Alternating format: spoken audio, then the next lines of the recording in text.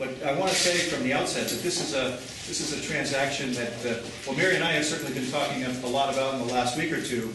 But the conversations didn't start there. This has been something that's been discussed from time to time for decades, and we're really pleased that we're able to actually accomplish this merger right now, bringing two strong companies in the state together, building on each of their strengths to create an even stronger company, and to do it in a way that's good for our shareholders, the investors in Central Vermont Public Service, providing significant benefits to our customers of the combined territory, and treating our employees fairly throughout the process, as I'll describe briefly, but also protecting the communities that we serve, and in particular our hometown here of Rutland.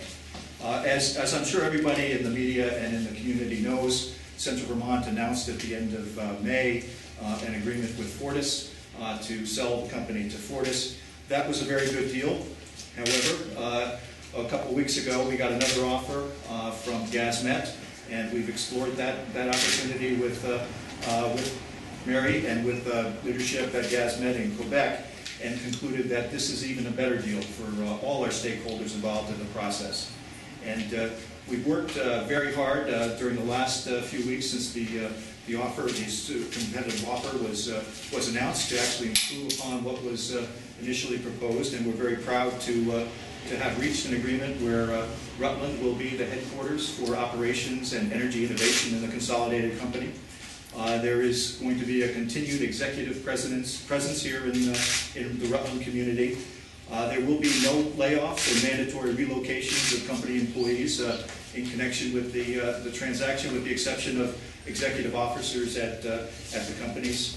And the reduction in workforces that is inevitable whenever you put two companies together will be the base will be done through attrition and normal retirement through the combined workforce, and that's something that will happen very naturally over time with no significant impact on our workforce, and in a way that will not be disproportionate between the two territories. So to the extent the size of the company shrinks because we're able to consolidate functions, we expect that reduction of forces to be proportionate between the two legacy service territories, Central Vermont and Green Mountain Power's service territory.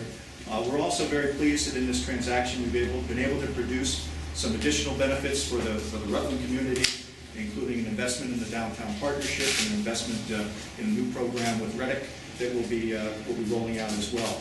So again, we're very excited about this opportunity to provide savings to customers as well as benefits to shareholders in the communities that we serve, and do it in a way that's responsible for all our employees. The next steps for us as we move ahead, two big things on the horizon. First, we're going to be making a number of regulatory filings, both with the state of Vermont to get the transaction approved. We'll also need a shareholder vote at the Central Vermont level to get that approved. And second, Mary and I are going to be co-chairing a joint integration committee that will dive into the details of how best to consolidate these two companies in a way that allows us to reduce costs and improve service to customers over time. So that's our next few steps as we move ahead. So with that, I'll turn the podium over to Mary, and at the end we'll be happy to answer any questions people may have.